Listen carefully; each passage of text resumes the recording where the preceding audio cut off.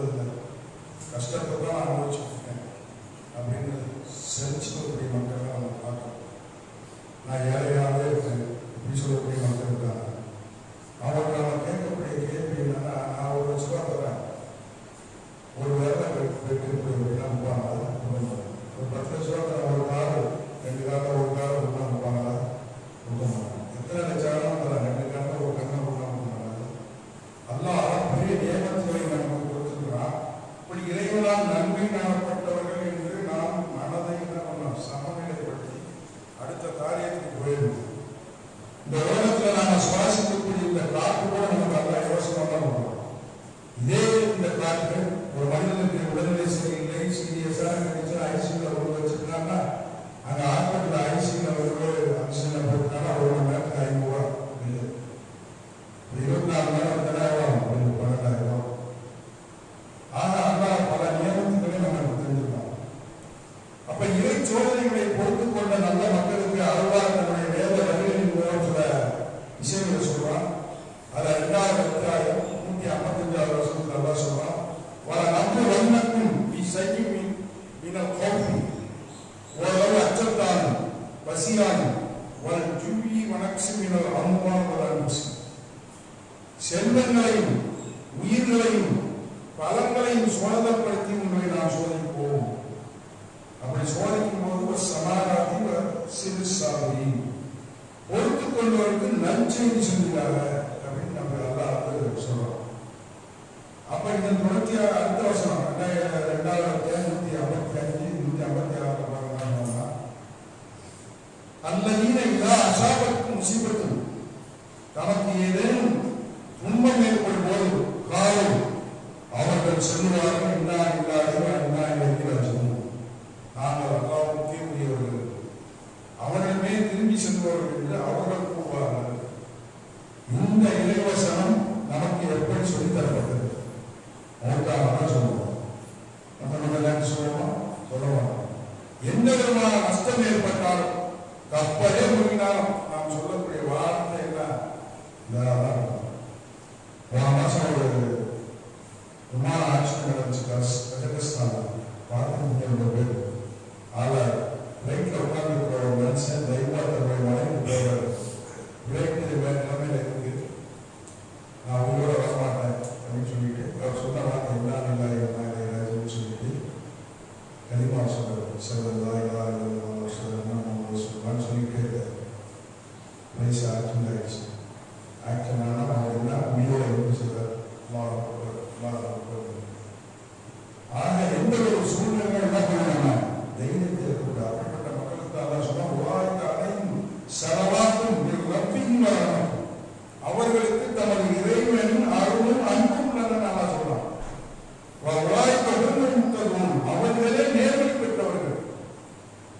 அப்ப நம்ம எந்த நிலையிலும் என்ன பண்ணணும், பொறுமையா இருக்கணும். 7 விஷயங்கள் நம்ம இந்த உலகத்துல தெரிஞ்சுக்கணும். 7 விஷயங்கள் நம்ம என்ன செய்யணும், உயர்த்தும். எப்படிப்பட்ட ஒரு விஷயம்? ஏழ்மையும் நேர்மை. ஏழ்மையா இருந்தாலும் நேர்மையா இருக்கணும். கோபத்திலும் பொறுமை அப்படின்னு நான் சொல்றாங்க. ஒரு மனிதன் அடுத்த மனிதனை வீழ்த்துவன் வீரன் அல்ல. தனக்கு ஏற்படும் கோபம் ஏற்படும்போது அதை அடக்கிக் கொள்ளாமல், அதை கட்டுப்படுத்தாமல் அவர்தான் வீரன். தோல்வியிலும் விடாமுயற்சி. ஒரு மனிதனுக்கு தோல்வி ஏற்பட்டுச்சுன்னா தோல்வி இருக்கக்கூடாது, விடாமுயற்சி பண்ணி அந்த இடத்தை இலக்கு அடையணும். வறுமையிலும் உதவி செய்யும் மனம் ஒரு மனிதனுக்கு இருக்கணும். துன்பத்திலும் துணிவு வேணும். துன்பம் வரும்போது, கஷ்டம் வரும்போது மனிதனுக்கு துணிவு இருக்கணும், தைரியம் இருக்கணும். செல்வத்திலும் எளிமை, எவ்வளவுதான் செல்வம் இருந்தாலும் எளிமையா இருக்கணும். பதவியிலும் பணிவு வரணும். பதவி எவ்வளவுதான் இருந்தாலும் பணிவு இருக்கும். இன்னைக்கு வாங்க கவுன்சிலர் இருக்கவங்க என்ன பண்றான், இதே பந்தா பண்ணிட்டு பார்க்கணும். அதே மாதிரி இன்னும் சில வருஷம் நான் என்கிற அகங்காரம் யாருக்கும் இருக்கக்கூடாது. அவனா பொறாமை, அதுவும் மனிதனுக்கு கூடாது. எல்லாமே எனக்கு வேணும்னு சொல்லிவிட பேராசையும் மனிதனுக்கு இது இவை அனைத்தும் ஒரு மனிதன் மாற வைக்காது. அப்ப சோதனையை எதிர்கொண்டு பொறுமையாக இருப்பதற்கு இத்தனை பல சிறப்புகளை இறைவன் வழங்குகிறான். ஆனாலும் மனுஷன் என்ன பண்றான், அவசரக்காரனா இருக்கான், நன்றி மன்னனாக இருக்கிறான். அதனால்தான் என்ன பண்றான், இறைவன் தந்த துன்பங்களை சகித்துக் கொள்ளாமல் சோதனை தந்த இறைவனையே ஏசக்கூடிய மக்கள் தான் நிறைய இருக்காங்க இல்லையா? இதுல நம்ம பார்க்கணும், கடல்ல இருக்கிற புண்ணியம் அதுதான் அல்லா ஒரு நாளைக்கு 33 டன் உணவு தரலாம். மீன உணவு 33 டன் எத்தனை 36,960 கிலோ ஒரு நாளைக்கு. இந்த 36,900 கிலோ நமக்கு கொடுத்தாலும் ஒரு நாளைக்கு 1 கிலோ மீன் வச்சிருந்தா நமக்கு 3 வருஷத்துக்கு நம்ம அவ்வளோ மீனை ஒரு நாளைக்கு தரோம். இப்போ ஒவ்வொரு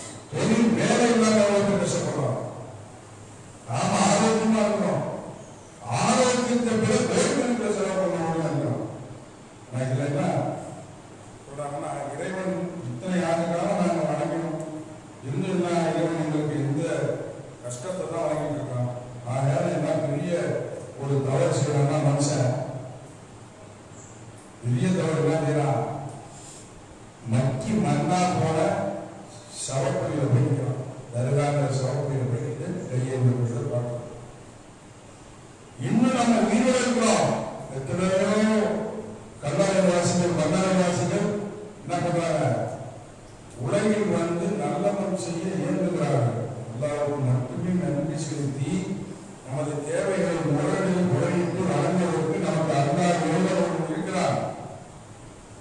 அல்லாஹ்வுக்கு நன்றி செலுத்தணும். இதை விட்டுட்டு என்ன பண்ணுவாங்க, கண்டதையும் வழங்கக்கூடியதை பார்க்கணும். சில பேர் இன்னும் ஒரு படி மேலே போய் என்ன பண்ணாங்க, இவங்களை செய்த காரியம் தான் என்ன பெரிய அதிர்ச்சி தரக்கூடிய காரியம். சில பேர் என்ன பண்ணாங்க, சோதனை வந்து அதை சகிக்க முடியாமல் அந்த கஷ்டத்தை தாங்க முடியாம என்ன பண்ணலாம், தற்கொலை பண்ணக்கூடிய நிலைமைக்கெல்லாம் போக. இந்த தற்கொலை என்பது அவ்வளவு பெரிய பாவமா அப்படின்னு பார்த்தோம்னா பெரிய பாவம். தற்கொலை செய்து கொள்வது நிரந்தர நரகத்தில் தரும். அல்லாஹ் சொல்றான் 2வது அத்தியாயம் 190 அன்பிற்கு பீசவில் இல்லா, அல்லாஹ்வின் பாதையில் செலவிடுங்கள். வலா துல்கு ஐதீகும் இலா தக்ருதி, உங்கள் கைகளால் நாசத்தை நீங்களே தேடிக்காதீங்க. அல்லாஹ் அக்ஸிமு இன்னல்லாஹ யுஹிப்புல் முஹ்சினீன், நன்மை செய்யுங்கள், நன்மை செய்வோரை அல்லாஹ் விரும்புகிறான் அப்படின்னு அல்லாஹ் சொல்றான். நபிகள் நாயகம் சொல்றாங்க, அவங்கள்ட்ட ஒரு கேள்வி கேட்கிறாங்க சஹாபி, பெரும் பாவங்கள் என்னென்ன அப்படின்னு கேட்கும்போது நபிகள் நாயகம் சொல்றாங்க, முதல் பாவம் இணை கேட்பது, 2வது பாவம் தற்கொலை செய்வது, 3வது பாவம் பொய்சாட்சி செய்வது. இந்த 4 பெரும்பாலும் பாவம் சொல்றாங்க. ஒரு மனிதனுக்கு லோகத்தில் 2 விஷயம் வரப்போகுது. அதில் முதலாவது இன்பம் துன்பம் 2 வரும் போகும். வந்தா போராது 2 இருக்கு. புகழ் பலி, புகழ் வந்தாலும் போகாது, பலி வந்தாலும் போகாது. போனா வராது 2. யாராக இருந்தாலும் நானும் போனா வராது, நீர் போனா வராது. தானாக வருவது 2, இளமை முதுமை தானாக வரும் 2மே. தவிர்க்க முடியாது 2, பசி தாகம் 2மே தவிர்க்க முடியாது. பிரிக்க முடியாது 2, பந்தம் பாசம் 2மே பிரிக்க முடியாது. நமக்கு அறிவை தரக்கூடியது 2, பொறாமை குழப்பம் 2 மனுஷனுக்கு அறிவை கொடுக்கும். எல்லோருக்கும் சமமானது, ஜாதி மதம் வேதம் இல்லாமல் எல்லோருக்கும் சமமானது பிறப்பு இருக்கும். அடுத்து அடக்க முடியாது, ஆசை துக்கம் 2மே மனிதனால் அடக்க முடியாது. நம்முடன் கடைசி வரக்கூடியது பாவம் புண்ணியம் 2 தான். அப்ப எவ்வளவு பெரிய விஷயங்கள்லாம் நாம வந்து தெரிஞ்சுக்க வேண்டியது இருக்கு. இந்த தற்கொலைங்கிறது என்னன்னா, வாழ்ந்துக்கிறாங்க. ஒரு மனிதன் உலகத்தில் ஏதாவது தற்கொலை பண்ணிக்கிறானோ அதாவே நரகத்தில் வேலை செய்யப்படுவாங்க. ஒரு புறான 50 சாப்பிடான்னு வச்சுங்க, அந்த நரகத்தில் அவன் கையில் அதை கொடுக்கப்பட்டு கொடுத்துவான், செத்து போவான், மறுபடியும் கொடுக்கப்படும், மறுபடியும் உயிர்தான்.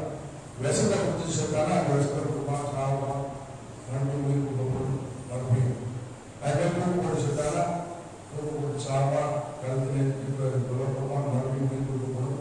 உயர்ந்தேருந்து ஒழிஞ்சு விட்டானா அதுவே உயர்ந்து ஒழிஞ்சுட்டே இருப்பான். இப்படி அவர் வந்து நரகத்தில் வேதனை செய்வார். அது வந்து நிரந்தர நரகம். மறு உலக அவர்கள் வந்து சுமத்தை கற்பனைக்கு கூட செய்ய முடியாத பாவம். ஜிந்து நிலையில் அப்படிங்கிற ஒரு அதிசி ஒரு காயப்பட்டு அந்த அவஸ்தை தாங்க முடியாத தற்கொலை பண்ணிக்கிறார். உடனே அல்லாஹ் என்னுடைய அதிகாரியுடைய விஷயத்தில் அவசரப்பட்டு என்னை முந்திவிட்டான், எனவே அவனுக்கு நான் சொர்க்கத்தை தடை செஞ்சேன் நல்லா சொல்லுவோம். அதே ஜனாசா தொழுகைக்கும் வந்து தடை வச்சுட்டாங்க. இறை மறுப்பாளர்கள் நயவஞ்சகர்களுக்கு எப்படி ஜனாசா தொழுகைகளுக்கு தடை வைக்கப்பட்டதோ அதே மாதிரி தற்கொலை செய்வதற்கும் ஜனாசா தொழுகை கிடையாது. மகிழ்ச்சியாக ஒரு மாணவர் அம்பாளர் தற்கொலை செய்தார் கொடுத்தது. அந்த தேர்தத்தை கொண்டு வராங்க. நபிநாயகம் சொல்லாச்சும் தெளிவிக்க மாட்டாங்க.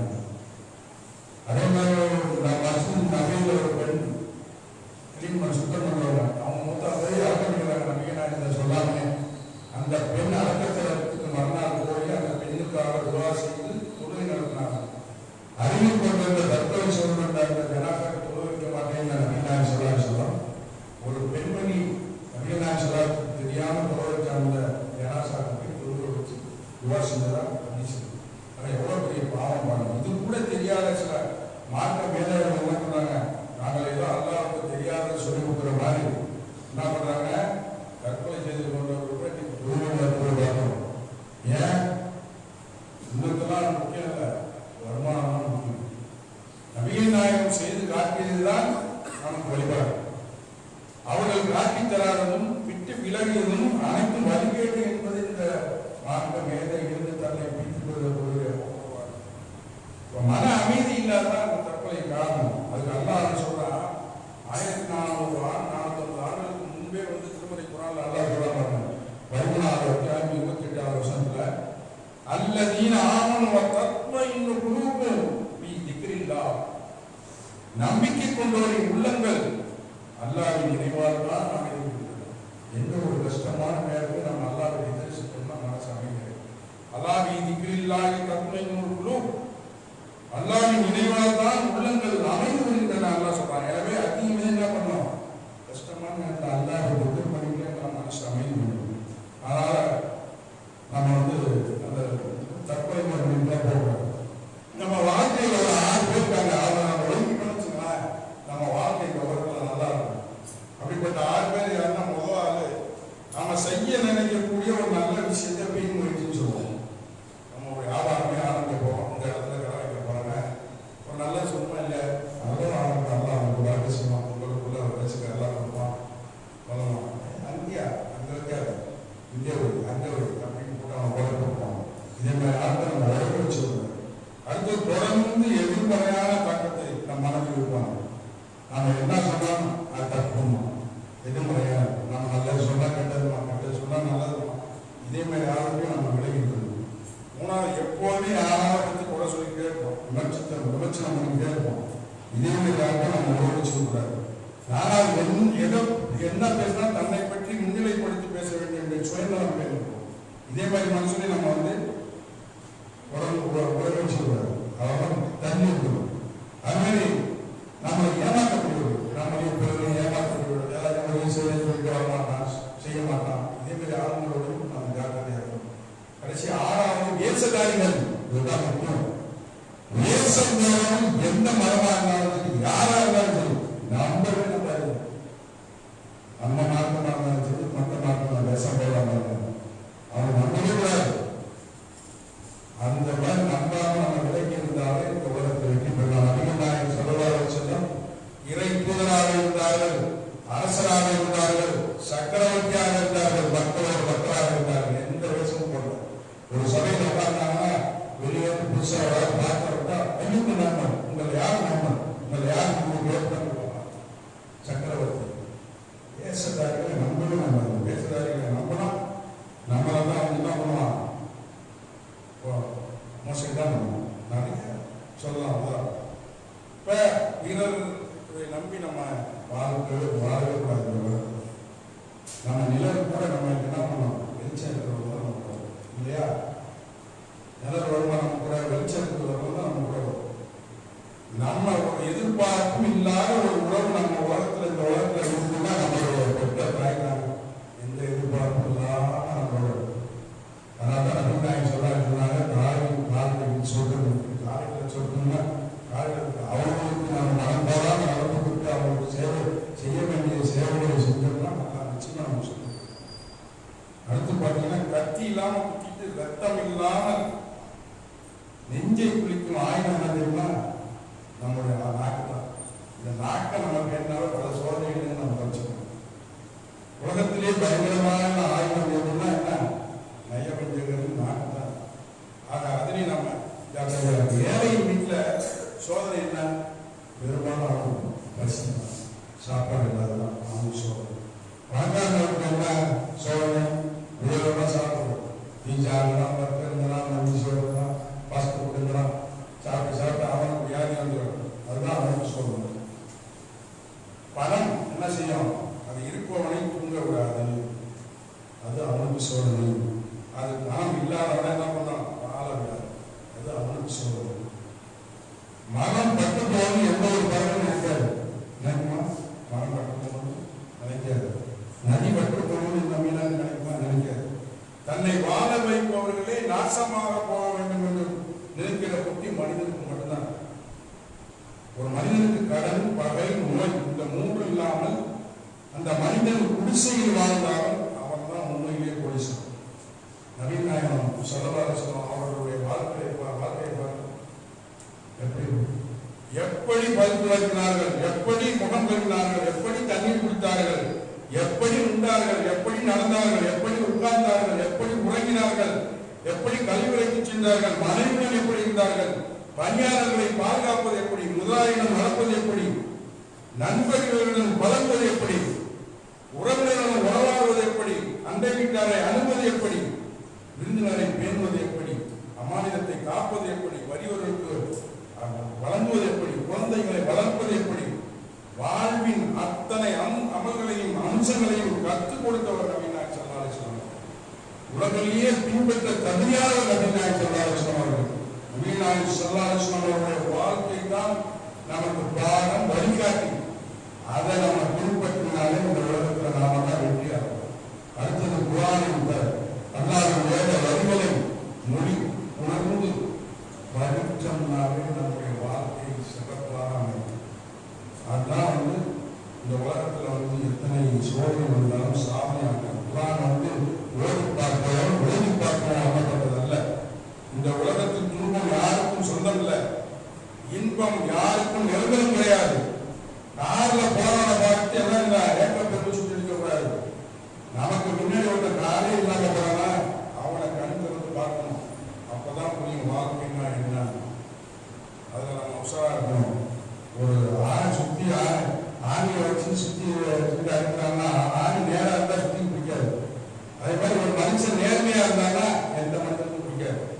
வேலை பார்க்கணும், ஒரு கடமை தவறாம வேலை பார்க்கவன் உங்களை விட எதிரிகள் தான் அவங்க பார்க்கணும். ஒருத்தர் கல்வாயை ஊற்றி மக்கள் ஜபர் என்ன பண்ணாங்க, அந்த கல்வாய் வாழ்றதுல 2,000 பேர் எடுத்து லாரி ஓட்டி ஏற்றி கொண்டாங்க. அவர் கம்ப்ளைண்ட் பண்ணார், சில போலீஸ்ல கொள்ளையடிக்கிறாங்க, போலீஸ்காரங்க சொல்லி கொள்ளையடிக்கப்படி கூப்பிட்டு கம்ப்ளைண்ட் பண்ணார். என்னாச்சு, ஊழப்படுத்தினாங்க, லாரி ஓட்டி எடுத்து சாப்பிட்டு. அதுமாதிரி நிறைய நம்ம சொல்லலாம். ஒரு மனிதன் நேர்மையா இருந்தாலும் அவனுக்கு பல சேவைகள் வரத்தான் செய்யும். மனிதர்களை திருப்திப்படுத்துவது என்பது எட்ட முடியாத இலக்கு. அதுவே இறைவனை திருப்திப்படுத்துவது என்பது அடையக்கூடிய இலக்கு. எட்ட முடியாத இலக்கை விட்டு விலகணும், அடைய வேண்டியதை விட்டுவிடக்கூடாது. அல்லாஹ்வை நாம் அடைய, அல்லாஹ்வை திருப்திப்படுத்த எந்த செலவும் செய்ய வேண்டிய அவசியம் இல்லை. தொழுகை அல்லாஹ் சொன்ன அந்த 5 கிழமைகள் முதலாவது கருமா, அதுக்கு ஏதாவது செலவு பண்ணணுமா, பணம் வாங்கி வந்து நம்ம கருமா சொல்லணுமா, தொழுகைக்கு வாங்கி கொடுக்கணுமா, நன்மை சம்பாதிச்சு போறோம். நோன்பு என்ன செலவு பண்ணணும், பணம் அதிகப்படியான பணம் இருந்தாலும் ஜக்காத்து கடமை, அதிகப்படியான வருமானம் அதிகப்படியான உடல் பலமும் இருந்தாலும் ஹஜ் கடமை. இப்ப சோதனையும் வேதனையும் வாழ்க்கைக்கு சாதனை இல்லை. அப்ப இந்த சோதனை என்பது என்ன, சோதனை இல்லாமல் சொர்க்கம் இல்லை. துன்யா அஸ்ஜினுன் அல்-மூமின், இந்த உலகம் மூமின்களுக்கு சிறைச்சாலை. சிறைச்சாலை நாம் எப்படி கட்டுப்பாடுகள் செய்வதற்கு இருக்குமோ அதோட இந்த உலகத்தில் நாம் இருக்கணும். ஜன்னத்தில் ஒரு காஃபிர்களுக்கு இந்த உலகம் சொர்க்கச்சோலை. ஆக எத்தனை சோதனை வந்தாலும் சகித்து வாழ பழகணும், சரித்திரம் படைக்கணும் அப்படின்னு கேட்டுக்கொண்டு என்னுடைய இந்த முதலுடைய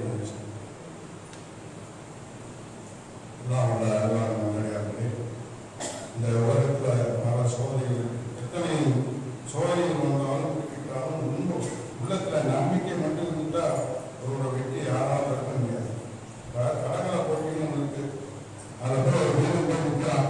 ஆனா நமக்கு முன்னாடி இத்தனை கலகலமா இத்தனை கலைகளா அப்படின்னு கொஞ்சம் மனசை விட்டான நான் ஜெயிக்க முடியுமா, ஜெயிக்க முடியாது. எத்தனை கலைகள் இருந்தாலும் நான் வெற்றி பெறுவேன் அப்படின்னு மேல முன்னுக்கு போகாம நிச்சயமா வெற்றி கிடைக்கும். ஆக தடைகள் எத்தனை இருந்தாலும் நம்ம தைரியமா போயிட்டே இருக்கணும், முன்னேறி போயிட்டே இருக்கணும். ஒரு எறும்புக்கு நான் வந்து உணவு தேடிட்டு போகுது, ஒரு அதோட வேகமான ஒரு நீளமான ஒரு பொருளை சுமந்துட்டு போகுது, போற வழியில கொஞ்சம் தண்ணி இருக்குது, தண்ணியில குறுக்க போனா தண்ணியில எல்லாம் செத்து போய் என்ன பண்ணுது, சமயமா இந்த புள்ள அப்படி குறுக்க போட்டு அந்த ஏரியா தான் அந்த புள்ள தொடர்ந்து போயிடுது.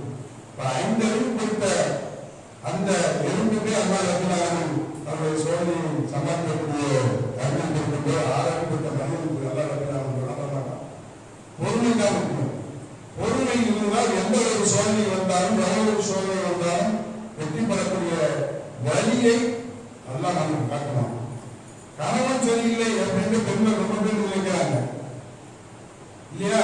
பிறனுடைய மனைவி ஆசியா நாயகன், அவருடைய கணவன் பிறன் எவ்வளவு பெரிய கொள்கைக்காரன் இல்லையா, நல்லா சொல்லிக்கிறாங்க. அவ்வளவு பொறுமையா இருந்தாங்க ஆட்சியாளர். அவர்கள் சொல்லுவார்கள் சொன்னாங்க. அதே மாதிரி மனைவி சரியில்லை என்று ரொம்ப பேர் கஷ்டப்படுறாங்க, கவலைப்படுறாங்க. லோட் நபிக்கு மனைவி சரியில்லை. இருவரும் நரகின் நோயோடும் சேர்ந்து வாழ்வுள்ளது. 66வது அத்தியாயம் 10வது வசனம் சொல்றோம். நபிமார்களின் மனைவி சரியில்லை, குழந்தை இல்லைன்னு ரொம்ப பேர் கவலைப்படுறாங்க. மூமின்களின் தாய் ஆயிஷா ரலியல்லாஹு அன்ஹா, ஜெயினப் ரலியல்லாஹு அன்ஹா இருவருமே குழந்தை பொறுமையா தான் இருக்காங்க. பிள்ளை சொந்த பேச்சு கேட்கலன்னு ரொம்ப பேர் கவலைப்படுறாங்க. நூறு நபியின் பிள்ளை என்ன பண்ணாங்க? சொந்த பேச்சு கேட்டாங்க. தண்ணியில நூறு போற நேரத்தில் கப்பலை வேண்டான்னு அழைக்கிறாருன்னு வரமாட்டேன். ஆக நபிமார்களின் பிள்ளையை விட்டா சொந்த வீடு இல்லைன்னு கவலைப்படுறாங்க ஒரு பேர். இப்ராஹிம் அலைஹிஸ்ஸலாம் அவர்கள் அன்னை ஆண்களை வளர்ச்சி கொடுத்து பாலைவனத்தில் பருவத்தில் இஸ்மாயிலை கொண்டு விட்டாரு. அங்கே என்ன பெட்டர் வீடு இல்லை, வாசல் இல்லை, மேல் போர் இல்லை, வெளிச்சம் இல்லை, லைட் இல்லை, கொஞ்சோடு தண்ணி கொஞ்சம் தோசை பயிரை கொடுத்து எதிர்பார்க்காம போனாங்க. ஆனால் ஆண்களை கேட்குறாங்க, என்ன நீங்க விட்டு போயிடல, நீங்களா விட்டு போயிடல, இல்லை அல்லாவுடைய கட்டளையா? ஆம் நான் ஆம் ஆமாம் ஒரு வார்த்தை சொன்னார். அல்லாவுடைய கட்டளை தான். நீங்க போங்க, இந்த அன்னை ஆஜரா நீங்க போங்க, அல்லா என்ன கேட்க மாட்டான். ரொம்ப பெரிய தன்னம்பிக்கை. தீராத நோய் என்று ரொம்ப பேர் கவலைப்படுறாங்க. ஐயூப் அலைஹிஸ்ஸலாம் அவர்களுக்கு நோய் இருந்ததா இல்லையா? பொறுமை காத்தார்ல, சரியா வச்சுனா எல்லாம் சொன்னாங்க, வெளிக்காமிக்காம பண்ணாங்க. பெட்ரோல் சரியில்லை என்று ரொம்ப பேர் கவலைப்படுறாங்க. இப்ராஹிம் அலைஹிஸ்ஸலாம் அவருடைய பார்ப்பனார். இப்ராஹிம் அலைஹிஸ்ஸலாம் வீட்டில் இருக்கிறார். ஒரு சமுதாயத்தை இருந்தாங்க, பொறுமை காத்தார். படிச்ச படிப்புக்கு ரொம்ப பேர் கவலைப்படுறாங்க. எல்லா நபிமார்களும் என்ன பண்ணாங்க? ஆண்தான் வச்சிருந்தாங்க. கிடைக்கிற வேலையை செஞ்சு மேல முன்னேறிப்பாங்க. உடன் பிறந்த சகோதரர்கள் துரோகம் செய்கிறார்கள் என்று ரொம்ப பேர் கவலைப்படுறாங்க. யூசுப் அலைஹிஸ்ஸலாம் அவர்கள் நடந்துச்சு. குழந்தை பக்கத்தில் அவர்கள் கூட பிறந்த சகோதரர்கள் தான் என்ன பண்ணாங்க? கொண்டு போய் பாடம் நடத்த கொடுத்தாங்க. கடலே பிளந்து ஒரு அற்புதத்துக்காக பெண்ணு என்ன பண்ணாங்க? மூசா அலைஹிஸ்ஸலாம் அவரோட சமுதாயத்தை அவர் முக்கியம் கொடுத்துட்டாங்க. கடல் பிறந்து வலுவொன்று கண்ணால பார்க்கிறாங்க. அல்லாவுடைய அற்புதத்தை எவ்வளவு பெரிய விஷயம். அக்கறைக்கு போய் கரெக்டாக நாளை வீரர்களை காய்ந்த அந்த ஒரு சமுதாய மக்கள் நூற்றுக்கணக்கான சிலைகளை விட்டு வணங்கி கொண்டிருக்கிறார்கள். அந்த மக்களை பார்த்து விவசாய சிலை வாங்கி நாங்கள் வாழ்ந்தாங்க இல்லையா? உங்களுக்கு இருக்காங்களா இல்லையா? உன் மீதும் உன் குடும்பத்தின் மீதும் அவதூறு சொன்னாங்களா? அதுக்காக கவலைப்படக்கூடிய ஆட்கள் கொடையுள்ள அபூபக்கர் ரலியல்லாஹு அவர்களின் மகள் நபிகள் நாயகம் ஸல்லல்லாஹு அலைஹி வஸல்லம் அவர்கள் ஆசை மனைவி ஆயிஷா அவர்கள் மேல சொன்ன சமுதாயம் நம்ம மக்கள் தங்கத்தில் வச்சு தாராட்டப்படுறாங்களா? மனிதர்கள் அப்படித்தான். எல்லாம் கிடைத்தவர்கள் எவரும் இல்லை. சோதனைக்கு அப்பாற்பட்டவர்கள் இங்கு யாரும் இல்லை. ஒவ்வொரு மனிதனுக்கு வரக்கூடிய ஒவ்வொரு நன்மையும் சோதனை என்ற போர்வை போட்டித்தான் வரும். இஸ்லாம் கூறும் வழியில் முஸ்லிம்களாக முஸ்லிம்களாக வாழ்ந்து காட்டணும். நிச்சயமாக அல்லாஹ் நம்முடன் இருக்கிறான் என்கிற அந்த உறுதி வேணும். லா தஹ்சன் இன்னல்லாஹ மஅனா. எத்தனை சோதனை வந்தாலும் அந்த உறுதியான நம்பிக்கை இருந்தால் இந்த உலகத்திலும் நாம் வெற்றி பெறலாம்.